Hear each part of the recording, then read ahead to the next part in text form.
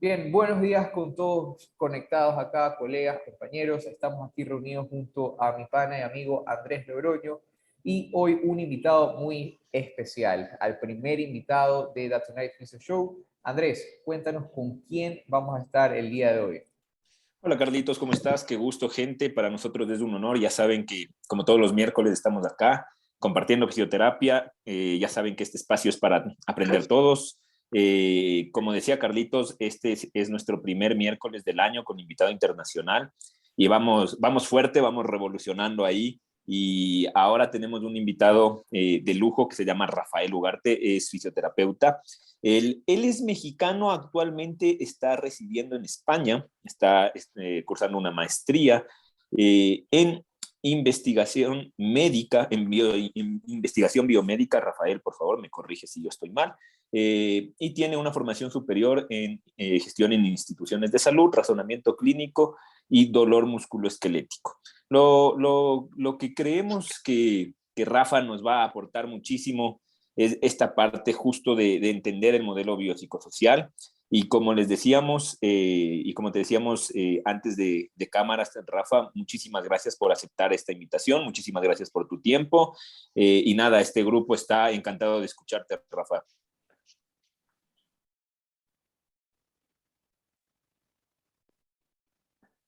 Rafa, ya puedes... Está. Perfecto. Ahí está ya empezando a compartir. Bien, chicos, recuerden que todas las dudas las pueden escribir en el chat. Si es que tienen alguna pregunta, las vamos a dejar para el final, que ahorita Rafael nos va a ayudar con una presentación. ¿Alguna duda relevante que veamos Andrés y yo en el chat que valga la pena tal vez interrumpir la presentación? La vamos a ir acotando, pero si no, pueden ir anotando en sus cuadernos y al final ustedes mismos la comparten con Rafael prendiendo la cámara. Recuerden, este espacio es para que todos podamos aprender, no hay duda ridícula, todos estamos aquí para descubrir un poco más de este modelo biopsicosocial. Empezamos. Rafa, todo tuyo. Hola, ¿qué tal? Lamento ahí, tengo un poquito de problemas técnicos para compartir, pero bueno, de antemano agradezco la invitación, el estar aquí. Para mí es todo un honor el que me hayan contemplado y pues espero que tenga algo de utilidad. Por ahí decían que es más probable que yo deje por acá dudas más que certezas porque yo soy la persona que menos está seguro de lo que viene a decir y vengo un poquito a meter las incógnitas. Y bueno, pues aunque en principio esta charla estaba orientada o está diseñada para hablar sobre las alcances y limitaciones del paciente con dolor, podemos llegar al paciente con dolor si, si antes no hablamos del modelo biopsicosocial como tal en un entorno sanitario, es decir, en la salud.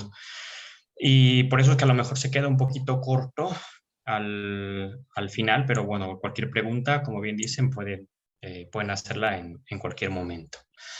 Bien, no sé si ya si está compartiendo bien, si está la pantalla completa, porque tengo aquí un desastre. Hace un rato estaba la pantalla completa. Intenta nuevamente. Ahora ya no. Ajá, ahorita se ve el PowerPoint. Bien, lo tenemos ahí, quizá. Ahí está perfecto, Rafa. Trata de cambiar la diapositiva. Pues bien, yo voy a comenzar con una historia. En esta plática inicia con una historia de este señor llamado Roger Bushell. Roger Bushell pues, fue un militar de la Fuerza Aérea Sudafricana durante la Segunda Guerra Mundial y fue muy popular porque diseñó un método de escape en uno de los centros de los centros de reclusión que se conoció como el Stalag Luft 3. Este centro de reclusión pues era un centro de alta seguridad, eso sí, un poquito de élite, que estaba separado de acuerdo a los estándares militares, y pues él como aviador tenía ciertos privilegios en este campo de concentración. Sin embargo, él armó un escape donde pues permitió que 250 personas escaparan de ahí a plena luz del día, con, bueno, con una maquinaria bastante inteligente, les digo, a plena luz del día y frente a todos la seguridad nazi. Y bueno, pues esto se conoció, este gran escape, pues se conoció bajo ese nombre, incluso se hizo alguna película ahí con Steve McQueen, que es el Gran Escape. El detalle que tenemos aquí con esta historia es que se recuerda a aquellos que escaparon. Sin embargo, no se dice que muchas personas no solamente no triunfaron en su escape, sino que se quedaron ahí dentro. Es un sesgo del superviviente en toda su extensión. Nos acordamos de los casos de éxito, pero nos olvidamos de los casos que se quedaron atrás. Al final del día, pues no existe una película que se llame El Gran No Escape, porque pues esas personas que no lograron no forman parte de la historia. Sin embargo, eh, las personas que no escaparon quedaron seguramente muchísimo peor que los que sí lo lograron. El sistema penitenciario es un sistema antifrágil, tomando el concepto de Nassim Taleb, lo que quiere decir que se favorece o se fortalece con las fallas. Esto quiere decir que si hubo un escape, pues se va a fortalecer en tener más vigilancia, si tenía ciertas libertades y privilegios, los que quedaron ahí van a estar más privatizados. Y claro, esto va a generar unas condiciones muchísimo más deplorables, tanto en cómo estos prisioneros van a ser tratados, así como ellos mismos se van a concebir tanto en su entorno como a sí mismos. Esto es, puede haber depresión, ansiedad, rencor, en fin, las condiciones de los que se quedan atrás van a ser peores que los que salen. Pero el gran escape, nos dice Angus Deaton, premio Nobel de Economía, que es quien quien señala esta historia para hablarnos del gran problema de las desigualdades en salud, es que esta historia es grande no tanto por el éxito del escape, porque al final la mayoría fueron recapturados, incluso fueron asesinados por órdenes directas de Hitler. Este caso, este gran escape, es grande debido a que se trata de maximizar esta esencia que tiene el hombre de buscar su libertad. Y cuando hablamos de libertad es importante saber a qué nos referimos. Vamos a lo largo de esta pequeña charla intentaré definir las cosas por su nombre, que a veces es el problema que tenemos. Cuando hablamos de libertad nos referimos de acuerdo a la definición de Deaton, a aquellas cosas que hacen que valga la pena vivir. La ausencia de libertad es la pobreza, la privación y la salud precaria. Si nos ponemos un poquito en contexto, hay que entender que a día de hoy nos encontramos en el mejor momento en cuanto a civilización. Ahora lo que vemos ahí son la esperanza de vida desde 1770 hasta el día de hoy. Vemos cómo ha aumentado de manera radical desde la revolución industrial hasta el día de hoy, siendo bastante grande la esperanza de vida en la actualidad en la mayoría de los países. Por poner un poquito en contexto, a día de hoy, una niña nacida en Estados Unidos tiene una probabilidad del 50% de llegar hasta los 100 años. Su abuela, o bisabuela, vamos a poner alguien nacido en 1910, tenía como esperanza de vida justamente los 50 años. Y solamente un 20% de todos los nacidos en Estados Unidos durante esa época tuvieron o van a poder celebrar pudieron celebrar sus 100 años, su centenario. A día de hoy, sin embargo, tenemos un sistema en el cual en algunos países la esperanza de vida sigue siendo muy cercana a los Estados Unidos en 1910. Tan solo en África, en muchos países de África, la esperanza de vida es muchísimo más baja todavía, siendo apenas los 40 años la mayor esperanza a lo que esta sociedad puede aspirar. Y normalmente cuando hablamos de esperanza de vida, cuando hablamos de mortalidad infantil, que también ha sido muy buena, vemos aquí cómo se ha disminuido casi al máximo, sobre todo en países europeos. Y en gran parte de América, vemos como en algunos otros países como Nigeria, el Congo o la Sierra Leona, pues no termina de ser un gran éxito.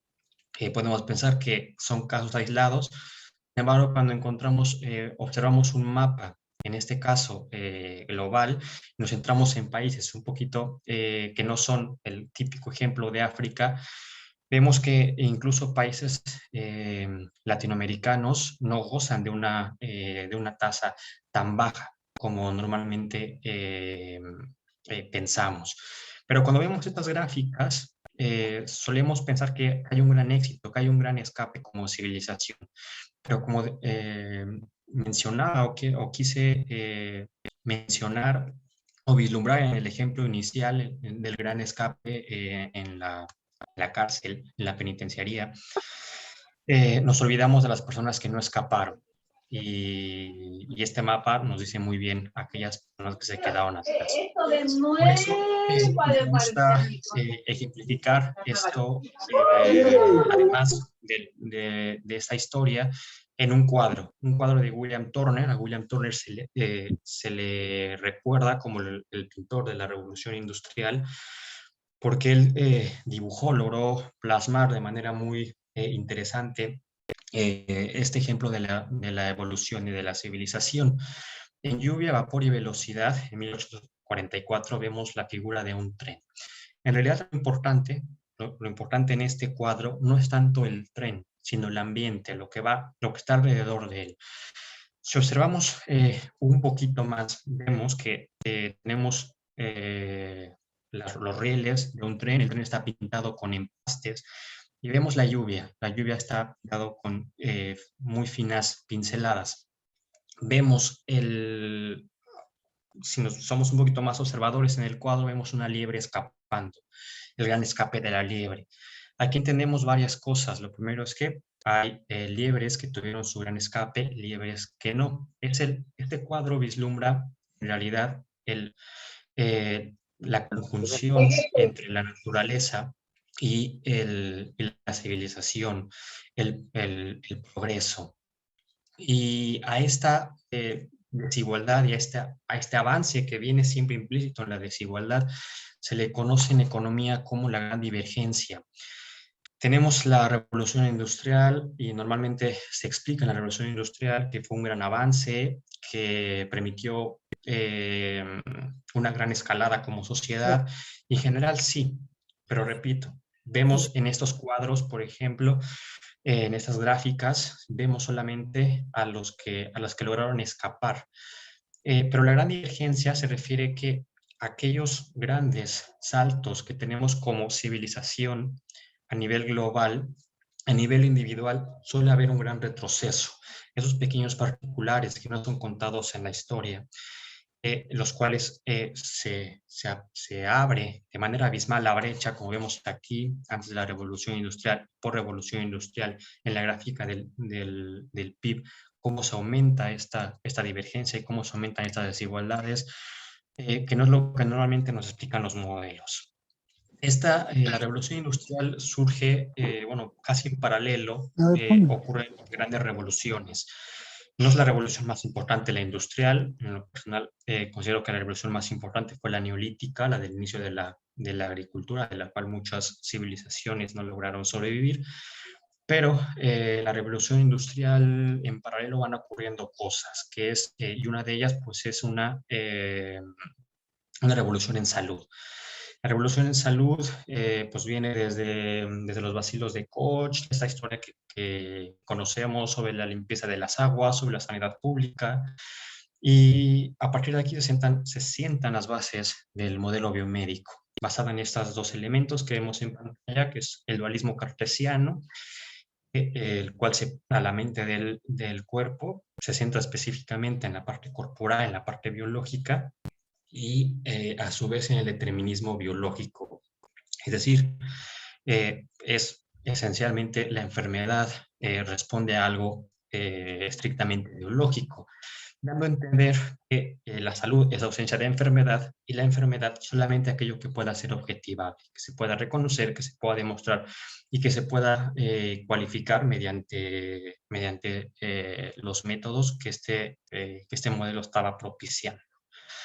En este modelo vemos que el individuo es víctima de las enfermedades, de los patógenos, y el médico es el responsable del tratamiento. Esta figura del social del médico que prevalece todavía hasta el día de hoy tiene su origen en un modelo biomédico, no necesariamente malo, pero que tiene sus matices. Posteriormente, claro, todo el mundo sabe que genera el modelo biopsicosocial. El modelo biopsicosocial no separa al modelo biomédico, sino que lo incluye en en un gran mecanismo, donde no todo, nos dice que no todo es biológico, sino que también se incluyen partes psicológicas, partes sociales, partes emocionales, y que nos sirve al mismo tiempo para una guía de abordaje. Hay también como un enfoque filosófico de lo que es la salud. No voy a profundizar mucho en esto, pero creo que queda claro que en general el modelo biopsicosocial tenemos el típico diagrama de las esferas, pero que no son entes aislados, sino más bien funcionan como engranajes en los cuales son interdependientes. De tal manera que la OMS, la Organización Mundial de la Salud, termina adoptando este modelo para utilizar su definición de salud, que nos habla de un estado completo de bienestar físico, tanto mental y social, y no solamente se pronuncia la OMS en contra del modelo biomédico, al lado de que no solamente se trata de ausencia de afecciones o de enfermedades. De manera que, como vemos aquí en diagramas de Venn, la enfermedad es una experiencia que está condicionada por factores sociales, biológicos y psicológicos, y no solamente una enfermedad que está condicionada por el diagnóstico, la intervención y la identificación etiológica. A partir de aquí, creo que las cosas han estado bastante claras. Creo que la mayoría conocemos esto casi de manual, pero ahora yo quiero profundizar un poco en lo que sabemos del modelo biopsicosocial. Tenemos este hombre en pantalla, Josh Lee Van Engel. Este hombre es conocido casi solamente en exclusiva porque crea el modelo biopsicosocial. Hay que tener algunos antecedentes de esta persona que nos va a guiar un poquito hacia la dirección a la que quiero orientar esta charla. Y vemos que, bueno, ustedes invito a que vean a este señor y noten algunas cosas que pueden identificar o que creen que pueden identificar solamente en lo que les expresa la fotografía de esta persona. Mientras yo les cuento que pues Engel pues es un neoyorquino, es un estadounidense. Recordemos que Estados Unidos por esa época goza de ser una potencia, es el gran hegemón, y el señor además estudia en Harvard. Vemos que pertenece a estas universidades que se conocen como las Ivy League, que son los sistemas educacionales más privilegiados del mundo, y además de ser un médico psiquiatra, es un médico internista.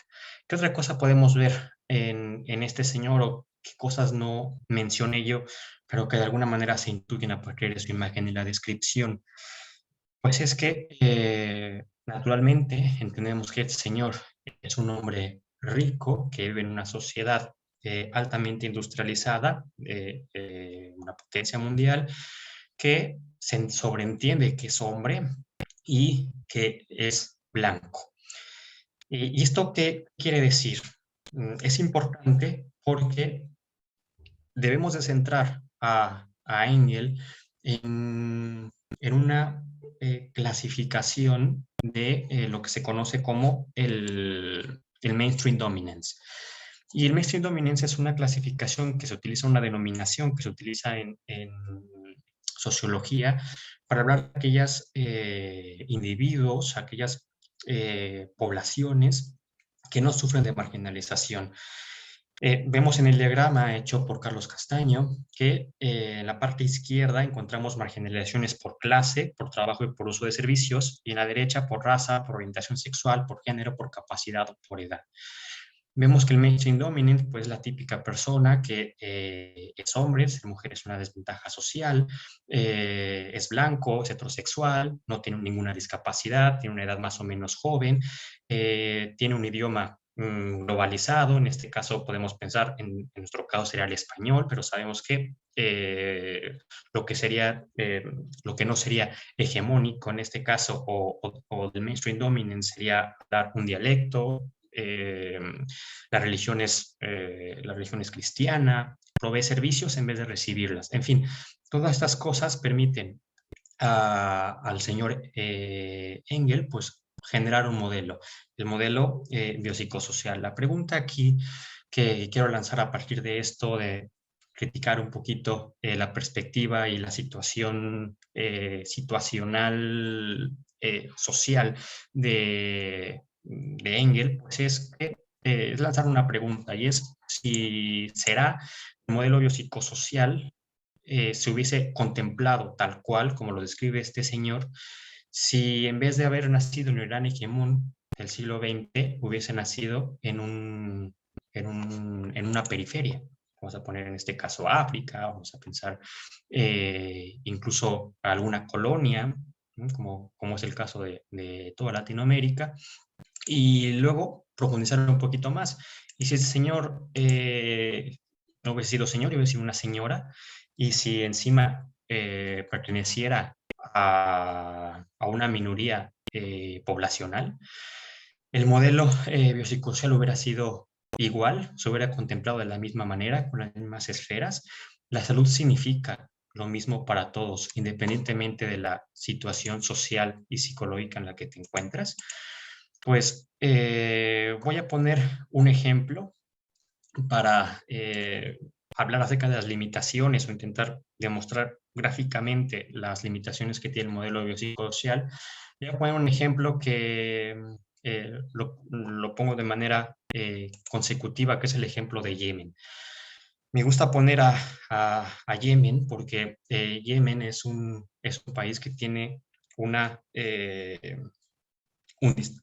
industrialización y que tiene una arquitectura del primer mundo. Es decir, tiene sus rascacielos, tiene sus carreteras, tiene todo lo que podríamos pensar que no es algo en vías de desarrollo, que no es algo tercermundista, o al menos lo tenía hasta hace poco. Sin embargo, Yemen tiene el primer lugar en el mundo en inseguridad alimenticia, es decir, gente que pasa hambre. Entendamos el hambre no la sensación fisiológica que te lleva a intentar buscar algo refrigerador, sino entendamos el hambre como el irse a dormir sin haber comido. Esto es el problema que tiene Yemen, pero que vive, que la mayoría que el país está sentado sobre cimientos altamente industrializados, y que de pronto, debido a su situación económica, pues dejó de recibir, de prestar y de recibir servicios. Actualmente no tiene luz, actualmente tiene problemas con agua potable, tiene problemas energéticos, se les acabó sus reservas de petróleo y de gas. Tuvo una crisis en el sistema sanitario debido al ébola. Posteriormente llegó la crisis del coronavirus, que colapsó todos los hospitales, terminó de colapsarlos, pidió tregua hacia sus rivales políticos, en este caso los saudíes, para que pararan para que pararan la guerra, porque viven con ataques de bombas de manera muy frecuente, la cual ha colapsado hospitales y ha colapsado en general, pues, todo el sistema social en el que viven. Entonces vemos que Yemen, pues, tiene un problema muy duro como país, y muchos países están replicando el inicio de Yemen. Líbano hasta hace poco comenzó a tener luz nuevamente. Y la pregunta que nos hacemos aquí, o que quiero hacerles aquí, es preguntarles si de acuerdo al modelo biopsicosocial consideramos que Yemen es un país enfermo. Claro, como Yemen no tiene un sistema de salud eh, colapsado, no puede haber demasiado interacción social porque hay bombardeos, porque hay enfermedades. Obviamente la parte emocional de la población no es la más apta. De acuerdo al modelo psicosocial, en Yemen solamente viven enfermos. O cambiamos la pregunta. ¿En Yemen habrá alguien sano? Resulta entonces que cuando hablamos cuando queremos enfatizar en los baches que tiene el modelo biopsicosocial, tenemos que llegar definitivamente al apartado de la desigualdad. Latinoamérica, por desgracia, normalmente podríamos pensar que es África, pero Latinoamérica es la región del mundo más desigual de todas. Algunos países, por supuesto, son más desiguales que otras, pero aquí nuevamente hay que decir las cosas por su nombre. Y cuando hablamos de desigualdad, hablamos no solamente de ricos contra pobres, hablamos de diferencias en religión, en orientación sexual, en género, en color de piel, raza, como quieran llamarle. Eso es realmente la desigualdad. Pero también cuando hablamos de desigualdad, hablamos de recursos. Vivimos en un país, en un mundo finito, es decir, que los recursos no son ilimitados. Eso quiere decir que no hay para todos. Si vivimos en un mundo que tiene recursos limitados, podríamos pensar en cuáles son esos recursos limitados, en los cuales a algunas personas les llega y a otras no. En algunas personas les llega más que a otras. Por lo tanto, la salud es un recurso. La salud como institución es un recurso y esto implica que va a haber personas que tengan más, otras que tengan menos y que hay un problema muy grande se visualiza cuando pensamos en la salud, bajo estos términos. Al menos existen 50 millones de personas con algún tipo de discapacidad en América Latina y el Caribe. Esto genera un círculo vicioso. La propia OMS dijo en su momento que la pobreza lleva a la discapacidad y que la discapacidad lleva a la pobreza. Alrededor del 82% de las personas con discapacidad son pobres. Y miremos por donde miremos, la pobreza es la primera causa de discapacidad a nivel mundial. Hay que tener mucho cuidado también al definir la pobreza. Ahora vamos a lo más adelante, pero entendamos que los índices de pobreza son muy elevados por lo menos en América Latina. En el caso de Ecuador, tenemos que casi el 40% de la población vive en la pobreza. Y esto es relativamente bien posicionado cuando lo comparamos con el resto de América. En México, 6 de cada 10 personas son pobres, en Venezuela, 8 de cada 10. Hay que tomar estas cifras con cautela porque no existe un estándar de pobreza o una línea que defina hasta dónde alguien es pobre o no. Hay quien dice que es clase media. Yo les invito a reflexionar. Realmente la clase media no existe, o eres pobre o eres rico. Pero depende del estándar que utilices para medir, serás de una manera o serás de la otra. Y la pobreza va aumentando cada vez más, a pesar de que el PIB cada año aumenta en cada uno de los países de manera general. Y como les decía, la pobreza es algo multidimensional. Pobreza no solamente no tener dinero. La gente que tiene menos estudios tiene mayor propensión a ser pobre, o es así de la manera en la que se piensa, aunque es un poquito al revés. Y las diferencias se ven hay ejemplos múltiples respecto al tipo de desigualdad. Los ricos viven casi 15 años más que la gente pobre. El fumar, todo el mundo sabe que mata, sin embargo mata más a los pobres que a los ricos, a pesar de que fumen, si se compara, fuman en las mismas proporciones. De tal manera que hay que definir la pobreza no como la falta de dinero, sino como la incapacidad para desarrollar todo el potencial de una persona como ser humano. Y podemos ejemplificar esta definición con, pongamos por caso, a una niña que nace en un país en desarrollo. Si no tiene puede tener un potencial para ser una atleta de élite, pero si no tiene la alimentación necesaria para potenciar esas capacidades, no va a llegar demasiado lejos en el área deportiva. Lo mismo en el área académica.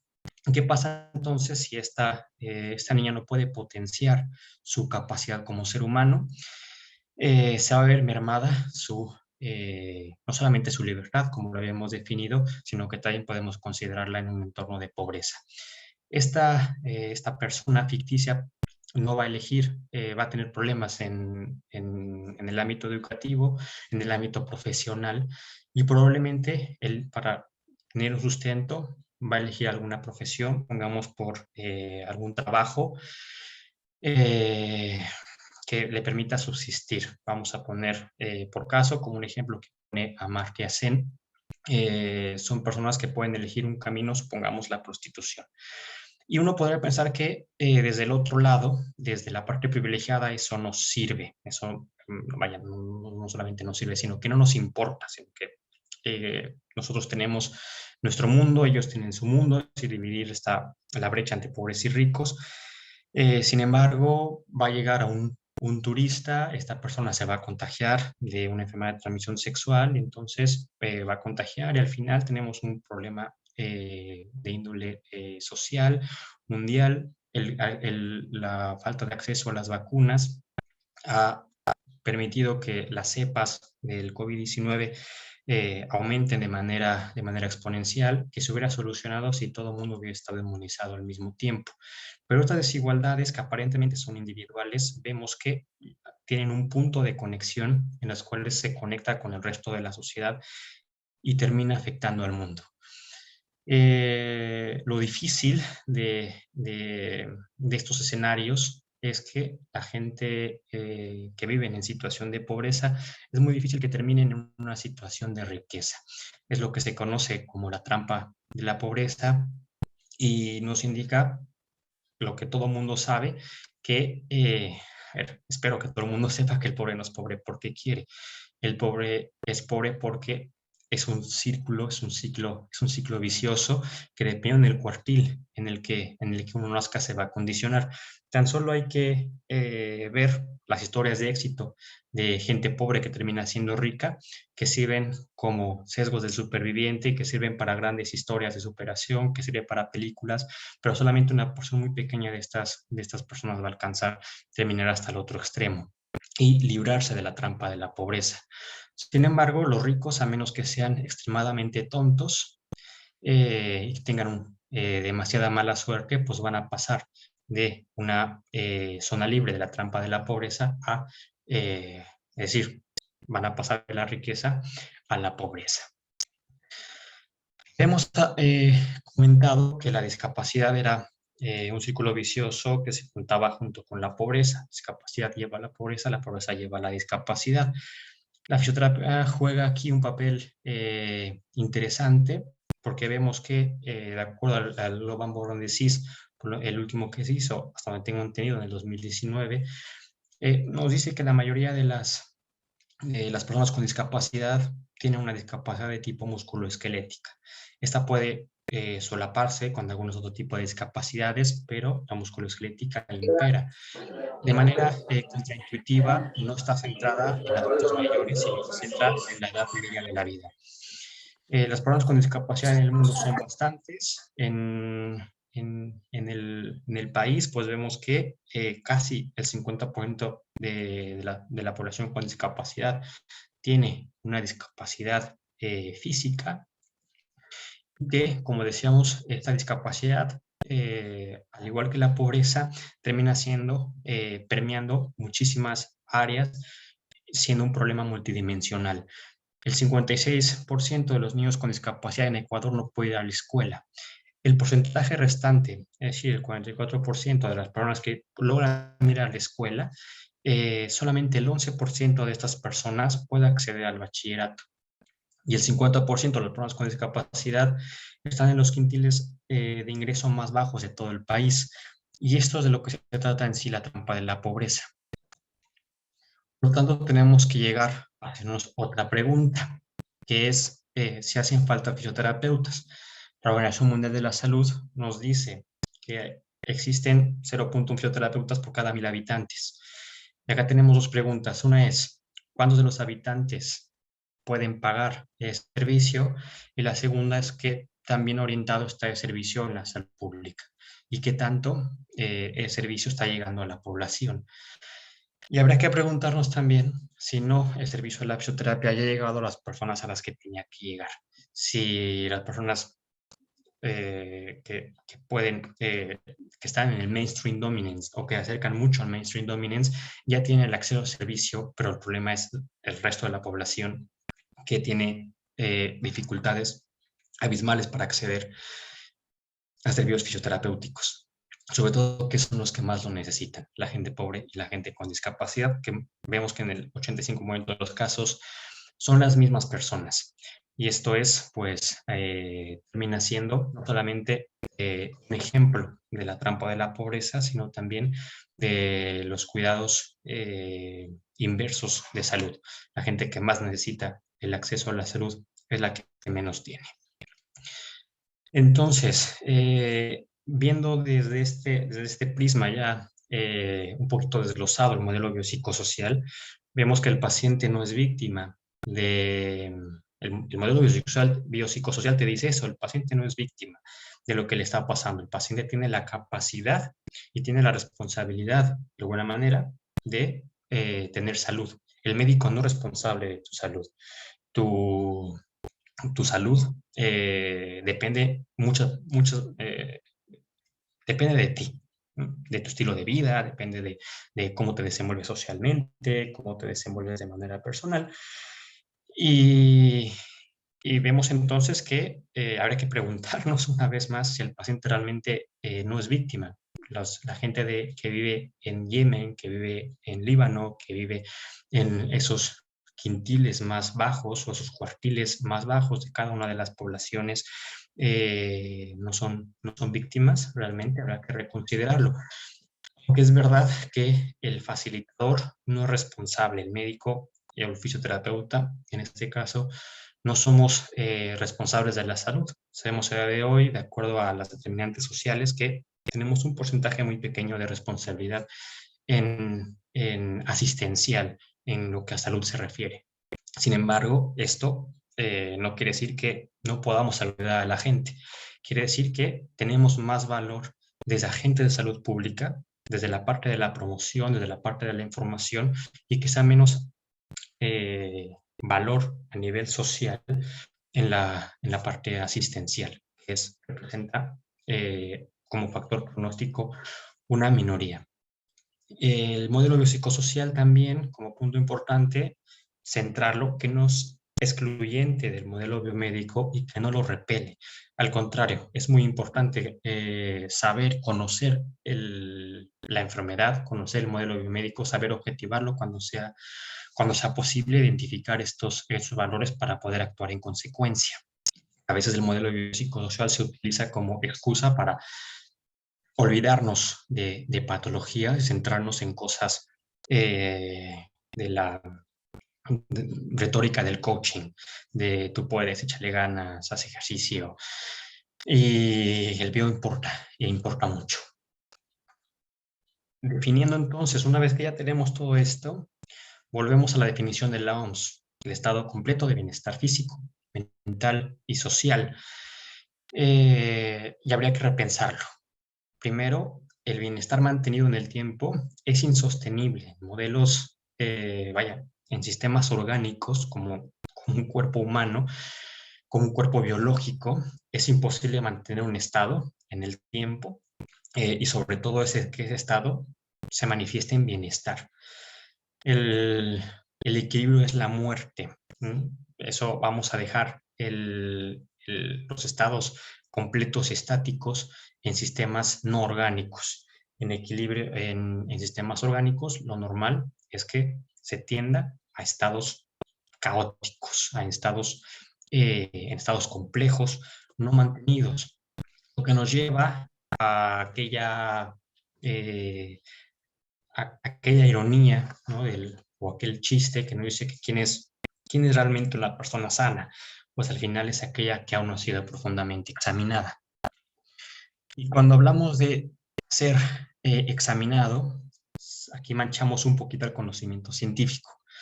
Normalmente consideramos, y está bien considerarlo así, pero hay que conocer los matices del conocimiento científico y entenderlo desde esta perspectiva social.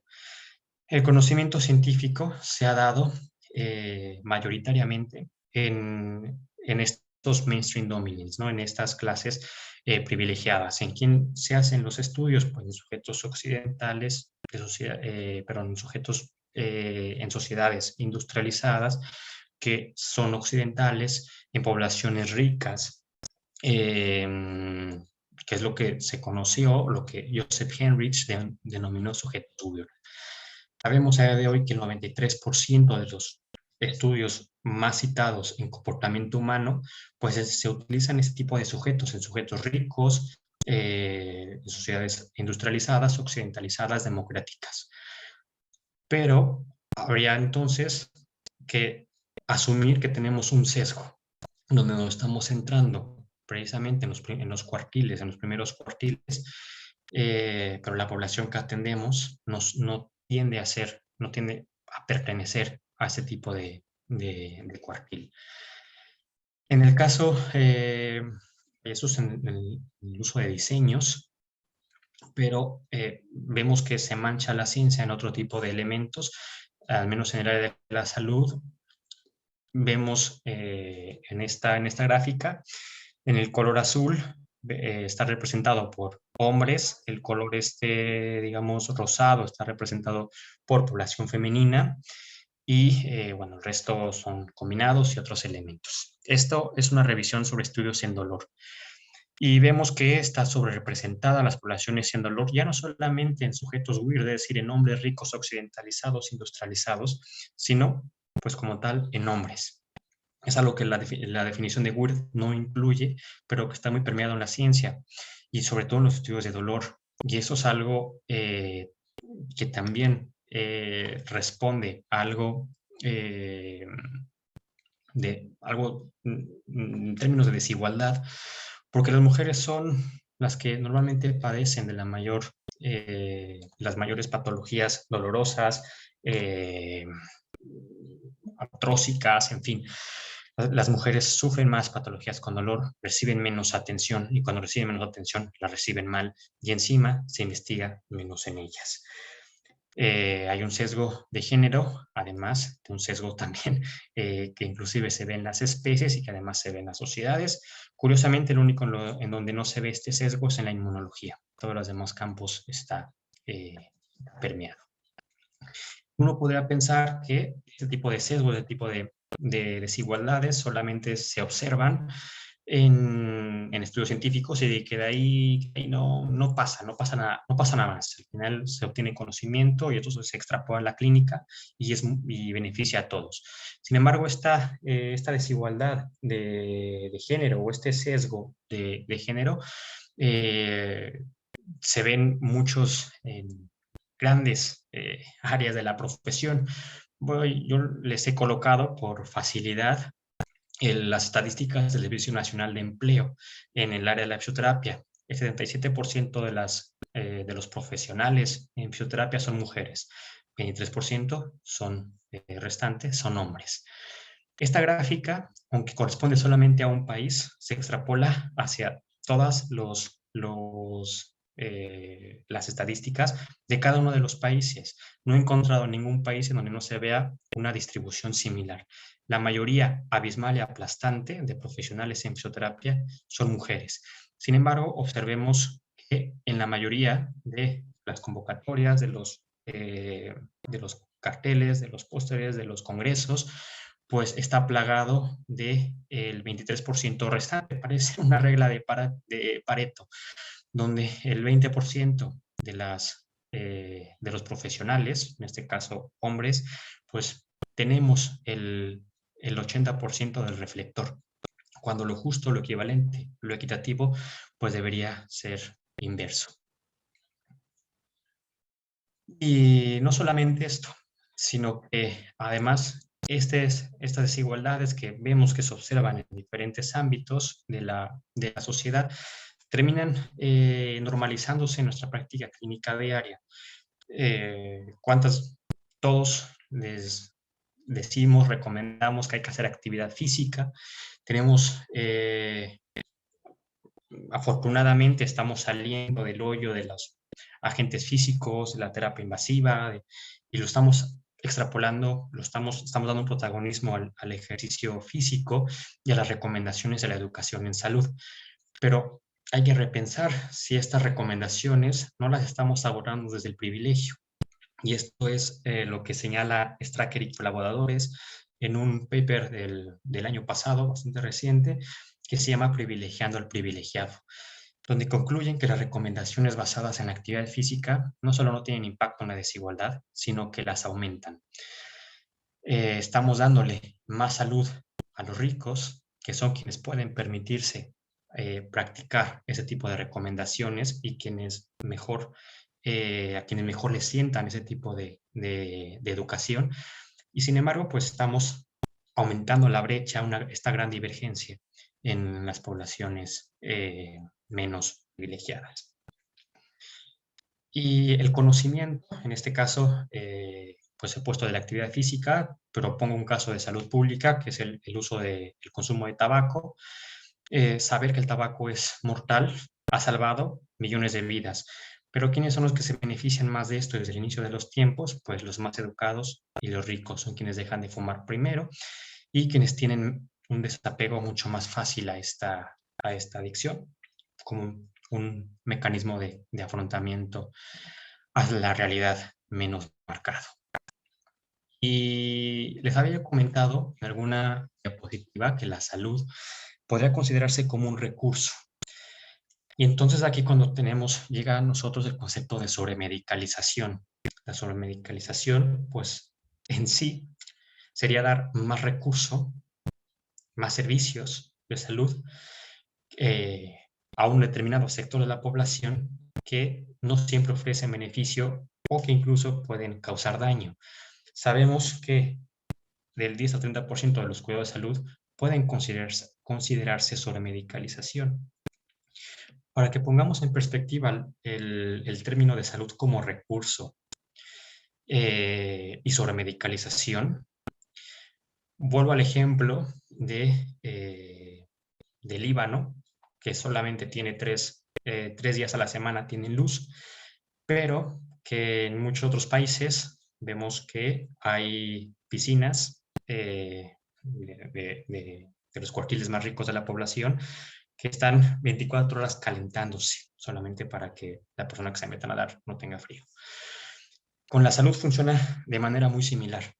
Estamos dando un sobreuso a ciertos sectores de la población, estamos dándole más servicio a ciertos sectores de la población que de entre el 10 y el 30% raya en lo absurdo.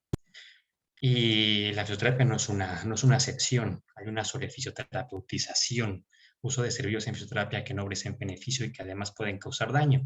En este estudio de aquí vemos que la mayoría de los fisioterapeutas no seguimos tratamientos basados en evidencia. Y esto hay que matizarlo y hablar que solamente un 54% utiliza abordajes que son recomendados y un 43% no recomendados. Es decir, acá vamos a meter todo lo que sabemos que es pseudociencia, lo que sabemos que no hay evidencia para hacerlo, que no existe recomendaciones acerca de los abordajes. Pero lo más sorprendente de ese estudio es que marca que el 81% utilizamos técnicas no recomendadas, ¿no? Bueno, donde no existe recomendación al respecto. Estamos ofreciendo servicios de sobrefisioterapeutización, dándole más a los que de por sí ya tienen acceso al servicio, dándoles acceso a un servicio de salud que no es un servicio de de calidad y que más bien será un servicio desperdiciado. Finalmente, quisiera hablar ya habíamos hablado de sesgos en investigación, de sesgos de género, de sesgos sociales, y por último voy a tocar un sesgo que es el sesgo académico. Y el sesgo académico se ve mucho en investigación en dolor. Cuando los equipos de investigación deciden hablar de estilos de vida o deciden hablar de lifestyles, incluso cuando se hacen esquematizaciones sobre los determinantes de la salud, pues hablan de estilos de vida. Pero cuando hablamos de estilos de vida, nuevamente hay que llamarle a las cosas como son. El estilo de vida es ser pobre. La multidimensionalidad de la pobreza incluye todo lo que está dentro de los estilos de vida, pero no suena tan bien para un estudio científico. Hay algún tipo de pudor en decir que te duele porque eres pobre, y mejor decir que te duele porque no tienes unos estilos de vida recomendados. Entonces, tenemos esquemas como estos de aquí. Nuevamente, agradezco esta infografía bastante didáctica, una vez más de Carlos Castaño, donde se analiza un artículo de Pain Motion, de Unix, y hablamos de los mecanismos epigenéticos del dolor. Se relaciona la genética, los problemas que tienes tú en la infancia, es decir, que la pausas putas de pequeño, la parte genética, que tus antepasados han sido pobres desde siempre, que han sido muy bajitos, que han muerto jóvenes, que han pasado mucha hambre, que las sustancias, el abuso de sustancias tóxicas o el acceso al tabaco o al alcohol y al no alimentarte adecuadamente, pues naturalmente la gente pobre consume mucho más sustancias como medio de escape y de afrontamiento, tienen menos tiempo y dinero para poder hacer deporte y comen apenas lo que pueden comer y hacen la actividad física que meramente pueden alcanzar a hacer. Y bueno, pues al final tu cuerpo responde buenamente como puede. En resumen, si eres pobre y tienes dolor, pues en realidad estás jodido. Conclusiones. Raquel Tarrazo tiene un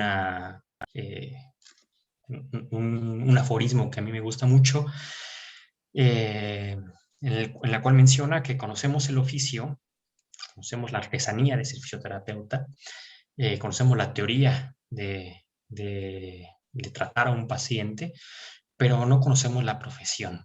Cuando hablo de que conocemos el oficio, no la profesión, nos referimos específicamente a que nos olvidamos mucho de lo que implica realmente la salud, que no implica solamente ciertos factores aislados, sino todo un panorama muchísimo más grande, social y psicológico, que tiene antecedentes enormes tanto en la historia como en el propio árbol genealógico de la persona. Porque conocemos el bio, espero que conozcamos todos el bio, que sepamos reconocer enfermedades, que sepamos reconocer afecciones, más o menos conocemos el psico, pero a veces nos olvidamos mucho de la parte sociológica. Y finalmente desconocemos el cuerpo del conocimiento prestado, que es un elemento crucial en el razonamiento clínico. En el razonamiento clínico, si vas a abordar, si te consideras un agente de salud, pues tienes que conocer un poquito de cada uno de los aspectos que determinan la salud, un poquito de sociología, un poquito de psicología, un poquito de antropología, un poquito de biología. Y a veces nos centramos únicamente en lo que es la fisioterapia, es decir, únicamente en el oficio, y nos olvidamos de lo que es realmente una profesión sanitaria. Por último, les quiero dejar con una recomendación que extraída de Angus Deaton, en la cual dice que los que hemos sido afortunados en nacer en países y condiciones correctas tenemos la obligación de ayudar a reducir la pobreza y la mala salud en el mundo. Quienes hemos logrado escapar, debemos ayudar a quienes aún están presos, porque el gran escape solamente será grande si nos incluye realmente a todos. No tengo nada más que decir. Les agradezco su atención, su paciencia por estar aquí escuchándome y quedo ante cualquier duda, pregunta, anécdota, sugerencia, queja o comentario. Muchas gracias. Rafael, muchísimas gracias por la presentación. Realmente creo que esta era la idea justo de salir de nuestra zona de confort todos, porque a veces creemos que claro, ¿no? Que estamos haciendo como bastante bien las cosas, pero sí que incluso, y más bien muchísimas gracias porque yo estoy muy, muy seguro que incluso nos das datos de nuestro país, del Ecuador, que muchos no lo manejan o no lo sabían o no tenían conocimiento. Y justo era esto, ¿no? O sea, el sacarnos de nuestra zona de comodidad. Así que no, a ti más bien muchísimas gracias y espero a todas las personas que están acá nos haya servido y tocado un poco y decir, bueno, ¿qué vamos a hacer? No sé, Carlitos, si tú tienes algo que decir. Completamente de acuerdo contigo, Andrés. Agradecer también, Rafael, por compartir. Y el tema de los datos de Ecuador fue un gran detalle, porque paralelamente que ibas avanzando en la presentación, que ibas mostrando estos datos de la pobreza y demás, mostrás las realidades y el contexto de nuestra población y que son pacientes que estamos tratando a diario, ¿no? Y este tema al final que mencionabas, que verdad, muchos fisioterapeutas deberíamos reconocer la parte biológica, algunos están experimentando más en la parte psicológica, pero creo que la gran mayoría nos olvidamos de la social, o sea, nos olvidamos de preguntar, de averiguar quién es nuestro paciente, la realidad en la que vive, y estos datos, o sea, no los vamos a poder cambiar en ámbito terapéutico. Entonces, si no las podemos cambiar, ¿qué podemos hacer? Y ahí es donde comienzan a salir otros temas de preguntas, que creo que las tenemos todos ahora, ¿no? O sea, A mí también fue es como, como que, bueno, ok, y qué hacemos? claro, o sea, ya sabemos que la estructura como tal, el cuerpo va a hacer lo posible para recuperarse. La parte psicológica, nosotros como fisioterapeutas podemos ser acompañantes y guías en un proceso, pero tampoco podemos ser tratantes, porque eso es la parte de un psicólogo, ¿no? Y en la parte social, o sea, no es que vamos a entrar a trabajar ni cambiar estilos de vida con los pacientes. Y algo que mencionabas y dijiste en el tema del estudio, dijiste estilo de vida y lo escribí en el chat. Lo escribiste, Eh, lo escribiste. sí, es más fácil, o sea, lo que estaba pensando, es más fácil decir cambiar estilo de vida que dejar de ser pobre, ¿no? O sea, Claro, no le voy a decir a mi paciente, cambiemos tu pobreza, a mejor exacto. cambiemos hábitos o estilo de vida, todo lo que influye el estilo Ujú, de vida. ujú. Pero Rafa, sumamente interesante. acá por interno también me están preguntando, y creo que todos te están preguntando eso. ¿Tú qué propondrías o crees tú que alcanzaría el ser autorreflexivo? Justamente en la última recomendación, en la última diapositiva, tú dices algo, bueno, la recomendación compartías. Claro, las personas que hemos tenido la suerte de nacer del otro lado, tenemos la obligación de ayudar al que está en la pobreza, de mejorar todo lo que es el tema de salud, de hacerlo más accesible. Pero tú crees, y acaba la pregunta, que el ser uno solo, el ayudar uno solo basta o propondrías cambios públicos, cambios a nivel público para generar que esta atención sea un poco más focalizada a personas en donde no tienen tanto acceso? Tenemos muchos problemas ahí, iniciando, iniciando por mí, eh, porque hay que tomar en cuenta que este tipo de mensajes, recomendaciones llegan a un sector de la población que no corresponde a lo que se está hablando aquí. Es decir, los que Así estamos es. aquí con acceso a Internet, con luz, etcétera, no Exacto. somos ese correo O que sea, está ahí. Es decir, mi mensaje, si es que tiene algún tipo de efecto, no va a llegar a quien más lo necesita. Así que parte de esa recomendación de que tenemos la obligación moral pues empieza por intentar apoyar de manera individual a quienes podamos, que conozcamos que estén en esos cuartiles, ¿no? También está la parte de que un fenómeno muy frecuente es el ascender y después pues si asciendes por una escalera, tira la escalera para que nadie pueda volver a subir por ahí. Es un fenómeno social que se ha visto mucho, ¿no? Las vías de Así escape es. que tú tienes las limitas porque, oye, a ti te costó, ¿no? Hay una cultura del esfuerzo. Yo Así es. me despierto toda la mañana a las 5 para trabajar, para abrir mi clínica, para tal, pues no voy a dejar que tú, que tú asciendas tan fácil en la escala, ¿no? Así que es la cultura del esfuerzo. Estamos permeados un poquito por la cultura por la cultura del esfuerzo, por la cultura del coaching, que es la parte, está la meritocracia. Qué una tontería eso. Eh, Halo, halo. y esa parte del estilo de vida yo creo que es la meritocracia extrapolada a la parte de la salud. Mi recomendación es esa. Los que podemos tener acceso bueno, individual a pacientes, pues intentar fomentarlo desde vías preventivas. Yo en algún punto decía que tenemos más valor en la prevención que en la asistencia. Si pensamos en la salud como un continuo y como cambios de fase, es decir, una persona puede estar normal, viviendo una vida más o menos normal. Es decir, hay que pensar en dos tipos de gráficas. Una gráfica que sería exponencial, y decir que sería una de cola larga y otra que sería lenta. Cuando una persona tiene una discapacidad o no llega a nosotros, puede ser, en primero, una persona que tiene alguna patología que viene en una fase no clínica y que de pronto aparece, es decir, unas pequeñas sumas que de pronto rebosan el vaso, como el caso de, no sé, un pie diabético, una neuropatía diabética.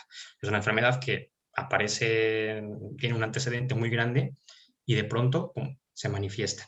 Y hay otras que el cambio de fase ocurre de manera muy rápida. Un accidente automovilístico, te fracturas, es completamente exponencial.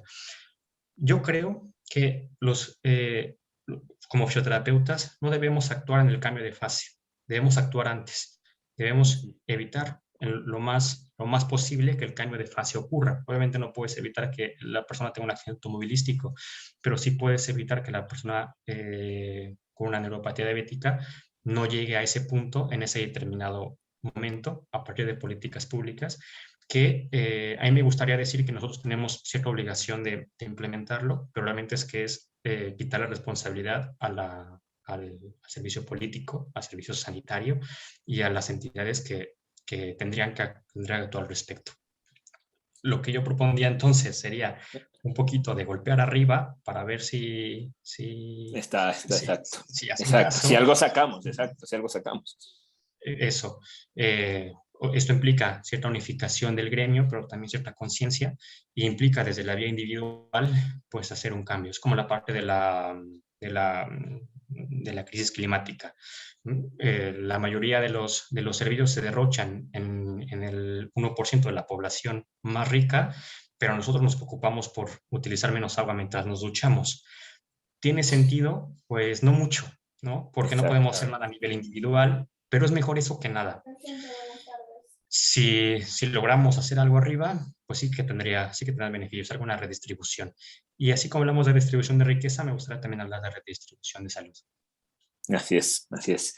Rafa, por último, la última pregunta que nos acompañan acá es, básicamente, así como hablamos de inspirar o tratar de generar cambios en el paciente, obviamente con estos estilos de vida, tomando en cuenta toda la parte social, ¿tú qué piensas de inspirar también a los fisioterapeutas o colegas? Hablan con este término de inspirar o de generar cambio en los colegas también para, yo creo que esto, de esta autorreflexión, ¿no? ¿Cómo tú lo ves, como esa idea también de no solo enfocarnos en el paciente, sino también enfocarnos en los colegas?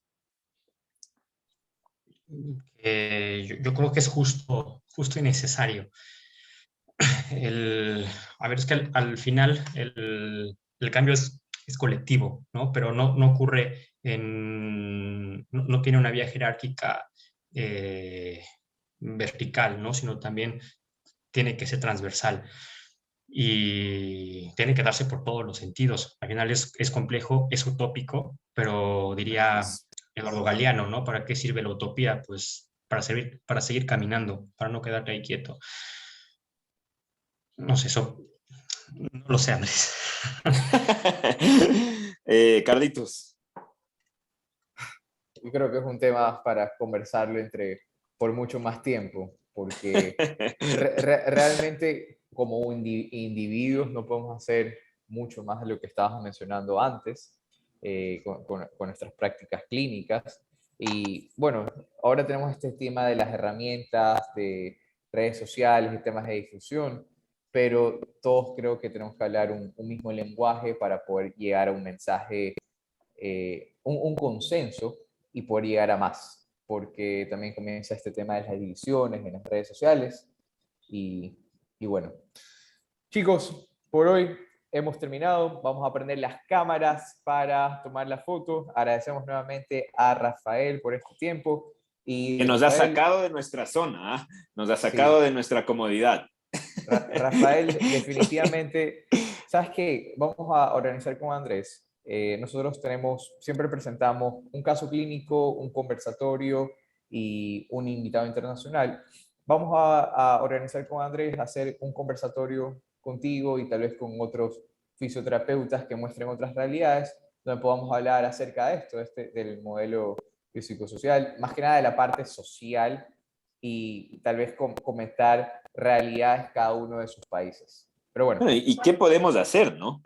claro, Nada, Rafa, muchísimas gracias. Chicos, por favor, prendan la cámara. Rafa ahí, Gracias. Gracias a saque. ustedes. Yo estoy tan impactado como ustedes, ¿eh? Yo cada vez me Sí, sorprendo sí, cuando hablo de sí. esto. Sí, sí, es exacto. Y nada, esa era la idea, Rafa, que hablábamos por interno y que nos toques. Y bueno, vamos a ver qué hacemos porque ¿qué se también nos hace al respecto? quedamos de manos cortas a veces, ¿no? Así que vamos a ver. Gracias a todos, Correcto. gente. Gracias, Rafa. Gracias, Carlitos. Este espacio, como siempre, es para construir fisioterapia. Y nada, nos vemos el próximo miércoles y saquen la fotito. Así es. Vamos a parar la grabación en este momento.